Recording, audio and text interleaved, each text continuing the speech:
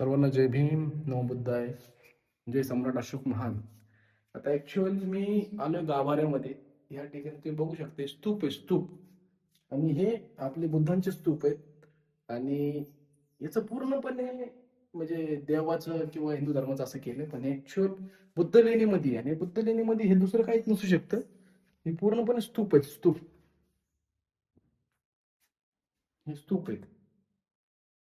या स्तूपावर आता सरकार काय ऍक्शन घेऊ शकत नाही. आणि पूर्णपणे स्तूप आहे बघा, वर गोल घुमट वगैरे दिसतंय.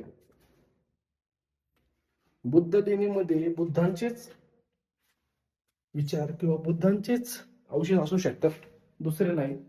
तर आता विषय असा आहे की माझ्या समाजातील माझे बांधव जे लेणी संवर्धक आहेत, त्या लोकांनी या ठिकाणी थोडंसं लक्ष दिलं पाहिजे की धाराशिवमध्ये म्हणजेच उस्मानाबादमध्ये ज्या बुद्ध लेण्या आहेत त्या बुद्ध लेण्या जपायचं काम करा. कारण की ह्या ठिकाणी पूर्णपणे अतिक्रमण होत चाललंय. ज्या बुद्ध लेण्या आहेत त्यांची तर पूर्ण वाट लागून गेली, म्हणजे पूर्ण डिस्ट्रॉय झाल्यात.